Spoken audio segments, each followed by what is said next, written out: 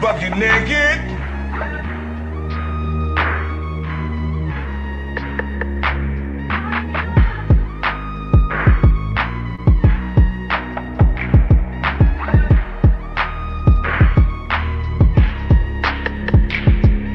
Please hit the gym.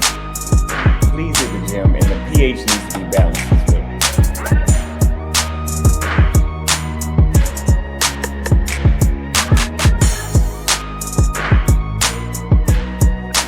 I've been drinking. Can't keep your eyes open.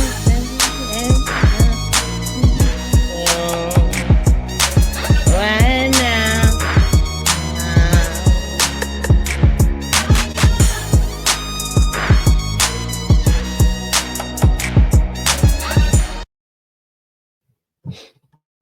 Hey, what's going on, everybody? How y'all doing? Welcome back to the channel. It's your boy JLerone with JLerone Presents. And today's video, we're going to be looking at why Black women are fighting for Planned Parenthood, right? This video is from Jeremy Hill, the Jeremy Hill Show. Shout out to him. Yeah, he's going to be breaking down Margaret Sanger and why, pretty much why she put Planned Parenthood into the Black community and all that good stuff, and and take a look, listen to why a lot of these Black women are fighting for it, but they don't really understand the reason why Planned Parenthood was injected into the Black community. So let's go ahead and get into it. Fair use, fair use. If you guys haven't, go ahead, hit that like button, subscribe, share. It helps the channel grow. And yeah, let's go ahead and get into the video.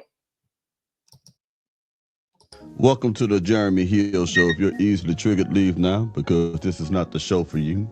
Now, what I will be discussing in this video today, I'm going to discuss how Planned Parenthood works or goes hand in hand with the high levels of promiscuity in the Black community.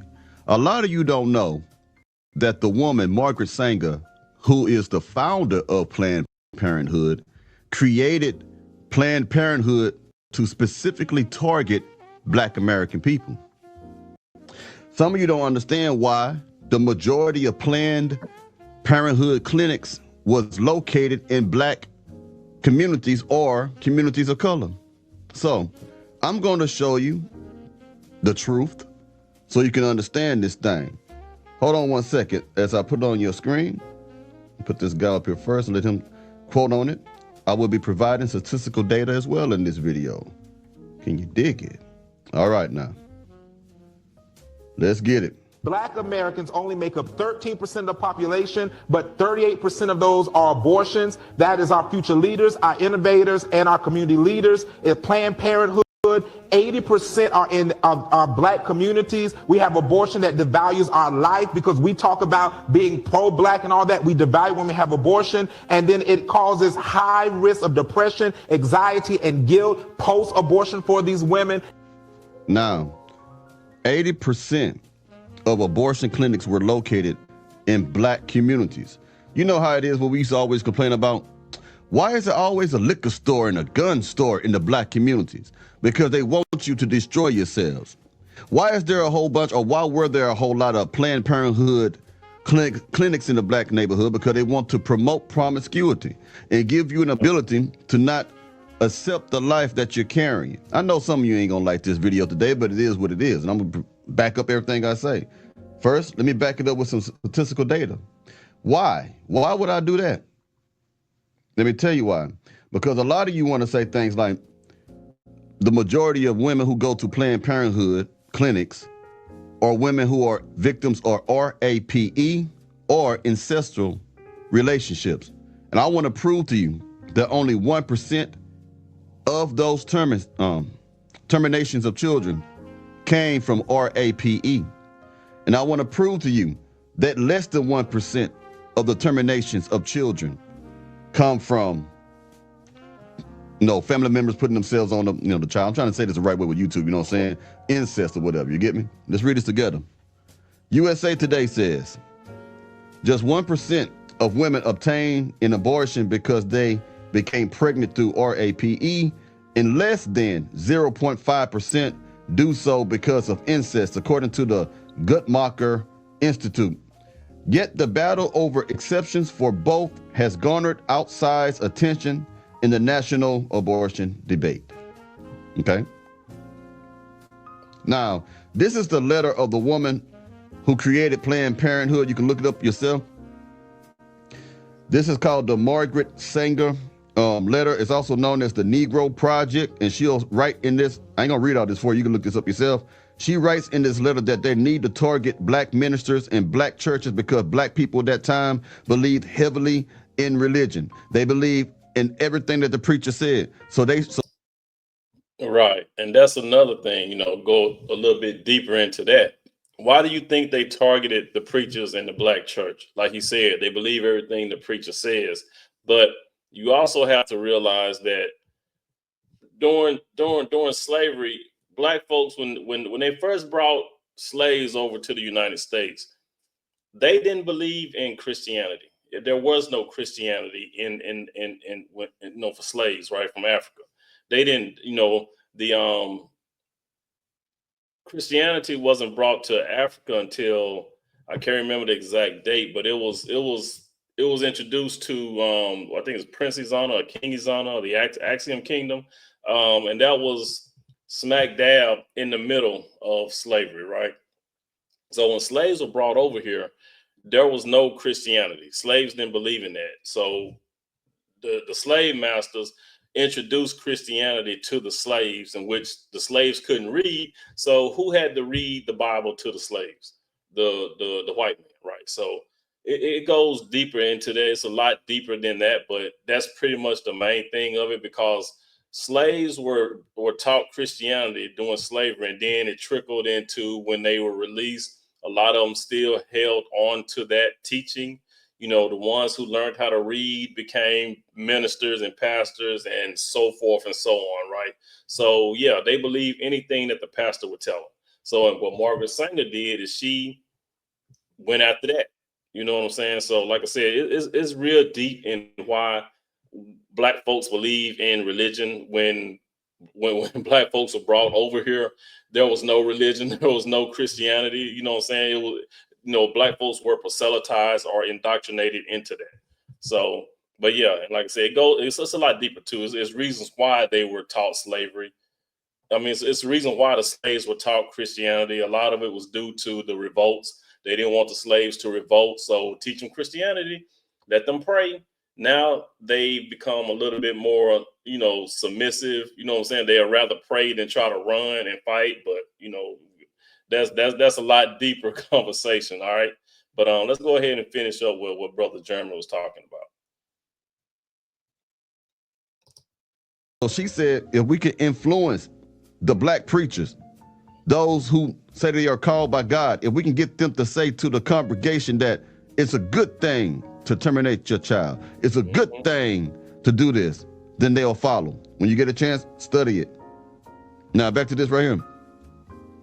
USA Today said, RAPE and incest account for hardly any abortions. Again, I repeat, hardly any abortions. So why is there a focus now? Now, I want you to understand something, okay? If 1% and half of 1% of what's the right word to say this, man? Child terminations is a result of RAPE or incest, that means over 98 or possibly, it's about 98% of women who decide to go to Planned Parenthood clinics to terminate their child, these are women who were just living like whores.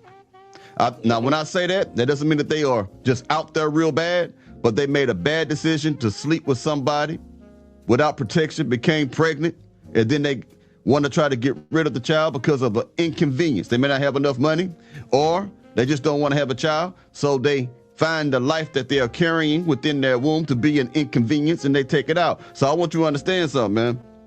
When they push that narrative that we got to have this Planned Parenthood thing because women are being raped and women are victims of incest and stuff like that.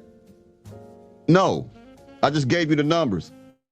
The greater portion of that is women who want to live like mustard back helpers, who want to go out there and do what they want to do, who want to sleep with everybody and anything. That's why they want to have an opportunity to remove the life that they acquired from sleeping with somebody because they wanted to be fast and be in them streets. I just gave you the numbers.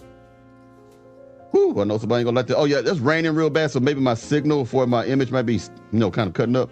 All right, let me put some more on the screen for you. Hold on right quick, y'all. Now, let me go ahead and let you hear the founder of Planned Parenthood herself tell you exactly everything I said. We're going to break this down. I want the black community to be aware and be knowledgeable. Now, this is for anybody of color, white, whatever, but I'm targeting my people today because of an obvious reason. All right, let's get it. Her own words, Sanger pushed for a society that limited births to those she deemed fit to have children. I think the greatest sin in the world is bringing children into the world that have disease from their parents, that have no chance in the world to be a human being, practically. Delinquents, prisoners, all sorts of things just marked when they're born. Excuse me. Also, I want to tell you, I'm going to let you hear a doctor who have performed over 1,000, you hear me? 1,000 child terminations. And he's going to tell you the same thing I said, that the majority of those women who went in there for a termination of the child were just women who were living lifestyles of promiscuity. In 1916, Sanger opened the country's first birth control clinic. As a member of the American Eugenics Society, she advocated improving the genetic composition of humans through controlled reproduction of different races and classes. She often wrote about the issue in the journal she founded, called the Birth Control Review. In 1919, writing, I personally believe in the sterilization of the feeble-minded, the insane, and the syphilitic. The most urgent problem today is how to limit and discourage the over-fertility of the mentally and physically defective. Many point to a 1923 New York Times interview as proof of Sanger's racist motives, in which she referred to people as weeds, saying, It means the release and cultivation of the better racial elements in our society and the gradual suppression, elimination, and eventual extirpation of defective stocks, those human weeds which threaten the blooming of the finest flowers of American civilization. She talked about the need for race betterment through controlling these weeds, basically undesirable people. In 1939, after opening another clinic in Harlem, the birth control activists launched the Negro Project, an initiative supported by black leaders, such as civil rights activist W.E.B. Du Bois. Critics claim the program used the pretense of better health and family planning for poor blacks in the South as an attempt to limit the black race. Ludwig says some on the left grapple with Sanger's past and how to interpret her legacy. So some of the Democratic Party, let's not get that confused. That's what they mean by the left, all right? The Democratic Party also, and I'm not making this political, but they are the ones who actually pushed for Jim Crow and fought like hell to keep it. If you didn't know, do your research. But anyway, long story short, some of those people who were Democrats were good people. They were good, honest people. And they struggled with the things that this woman said and what she believed in, because this woman was an outright racist, had connections with the KKK and everything like that, right? But then there was some on the left who said, just hide that, just hide that. How much you want to bet because they saw some type of profit coming? That's my humble opinion. I have no proof of that, but it's just what I think. But let's keep going. It's the money. They know when she writes about human weeds, they know that it's repulsive. They know it's disgusting. The left will never abandon Margaret Sanger, because if they do, she's the foundation of so many of their views. Sanger once shared her vision for a preferred race at a women's branch of the Ku Klux Klan, writing in her autobiography, Always to me, any aroused group was a good group. Despite those views, liberals praise Sanger's work while ignoring her history. I admire Margaret Sanger enormously. Of Her course you do. courage, her tenacity, her vision. I am really in awe of her. Now remember, her vision was to eliminate black children. You just heard Right. it come from that woman's mouth. You can go through the writings, the notes that she sent to various people, where she specifically said that. I done showed you how she met with the KKK, and that was her vision, eliminating black folks. She made it clear, called us weeds and anybody else that was desirable. Think about what I just said. Now let me put this gentleman on the screen who used to be a doctor, his conscience got to him. And before Jeremy get into this doctor, right? And it's crazy how all you women are out here going crazy, going ham over Kamala Harris and talking about, you know, your reproductive rights, your freedoms are being stripped away and all that good shit. But yeah, and I put in a post on my Facebook about a vote for Kamala is a vote against the black community, and motherfuckers went left. They were mad at me for saying that, but they don't know. They don't know the history. They don't know. So it's like, you can't teach people nothing who don't want to learn for themselves, man. It's like motherfuckers are idiots. They're stupid, and they want to remain, you know, in that. They want to keep being stupid. They want to keep being led like sheep. But, you know, like I said, it's crazy how when you say that, people take offense to it, right? You know, the first thing they said was, well, what about Trump? You know, so he's not bad for the black community. Hey, Trump ain't out here talking about Planned Parenthood. Trump ain't talking about, you know, putting in, you know, telling women they can go, you know, delete their kids when, you know, 23 million black babies have been aborted since the conception of Planned Parenthood either. So, you know what I'm saying? Y'all can miss me with that. They always try to deflect to Trump. But like I said, they don't want to talk about what's really, you know, in front of them. All right, but let's keep it moving.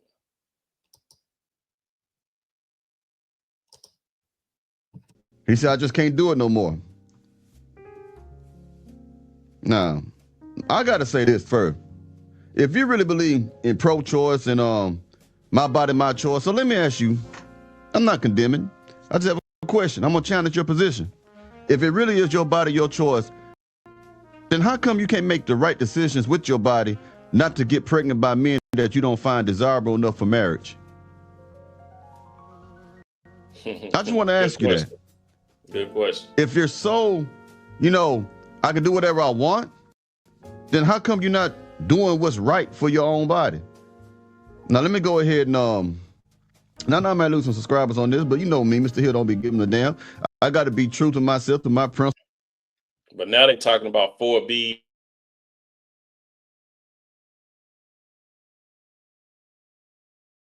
It's going to be short-lived. That's not going to last long. My philosophies and my convictions. And I'm going to put the truth out there. This is not a biased show. This is the truthful show. And I'm proving everything I say. But let's keep going. Listen to this gentleman here. This is the absolute truth. I did 1,200 abortions, first and second trimester. One was for rape.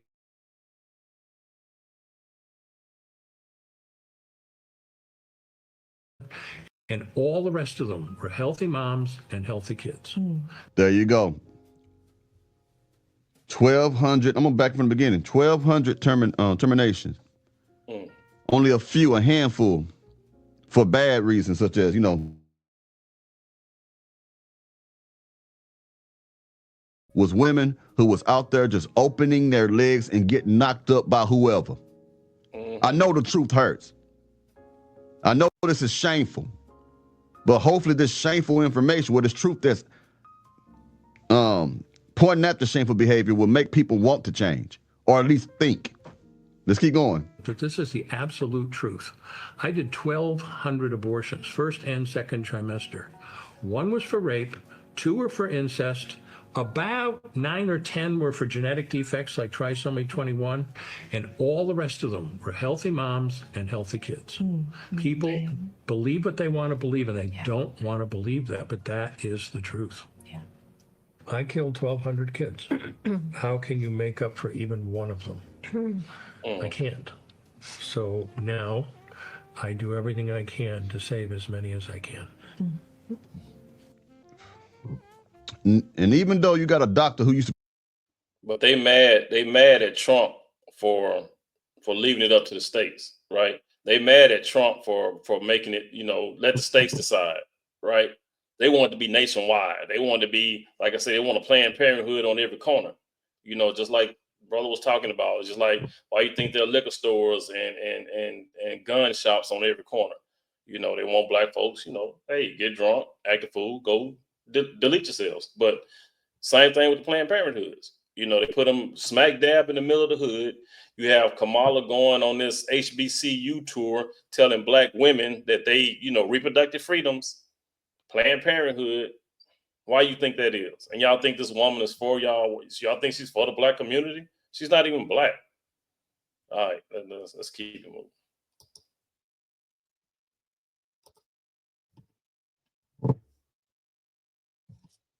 perform those surgeries or whatever you want to call them, there will still be people who won't believe it, who still don't care, who don't believe what he said. This is a man who was doing it. We got a serious issue with the promiscuity, not just in the black community, but in all communities in America as a whole right now. Everybody is sleeping with everybody now. And you wonder why the STD rates are higher in this city or that city. You wonder why the STD rates are higher among this group of women and this group of women. And you wonder why. Some of the biggest influences that's causing women to think it's okay is social media and entertainment. Yep. This is why you can have Megan Thee Stallion and Glorilla popping their coochies at the Democratic Party thing. Yep. Again, this ain't about being political, but I'm using that as example. Women are so willy-nilly free with showing their coochie and wanting everybody to know they got the best wet. This is why. And it all goes hand in hand. This promiscuity works in tandem with Planned Parenthood. That's it. Facts. Yep. Hope y'all don't throw a brick at the TV here in this episode, but it is what it is. I don't apologize for what I say. Anyway, y'all take it easy now. I'll talk to you soon. You hear? Right. And hey, shout out to Jeremy Hill, man. That's another good brother, another good video. So you guys, yeah, it's like you said, man. They wilding for nothing. You know what I'm saying? They want the right to do whatever they want to do with their bodies, but all you got to do is just be responsible. Be responsible. Quit having sex, unprotected sex. Just if you're not going to marry the dude, why are you having sex in the first place? And why is it unprotected? You know what I'm saying? Because I understand you can't make everybody or you can't tell everybody what to do. But if you're going to have sex, just use some protection. That's if you don't want kids. If you don't want kids, use some protection or just don't have sex. But you can't tell nobody nothing. They swear up and down. They know everything. All right, you guys, go ahead, drop some comments down below. Let me know what you think. It's your boy JLerone with JLerone Presents. You guys, please be good to yourselves. By all means, let's be good to one another. And I'll catch you guys in the next one. In case y'all don't forget, do me a favor real quick. Acknowledge me. All right, y'all have a nice one. All right. Hey, happy Veterans Day to y'all vets. Peace out.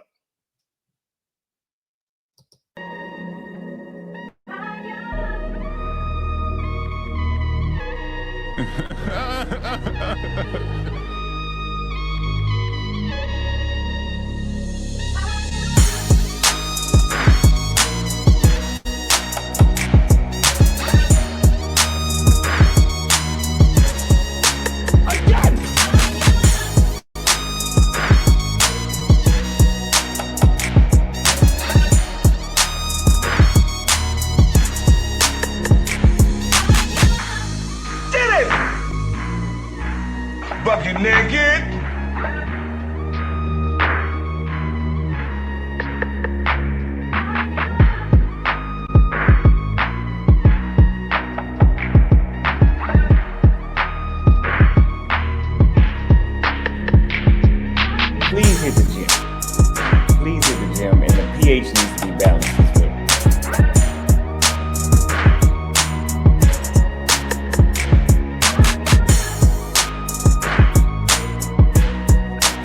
I've been drinking. I've been drinking.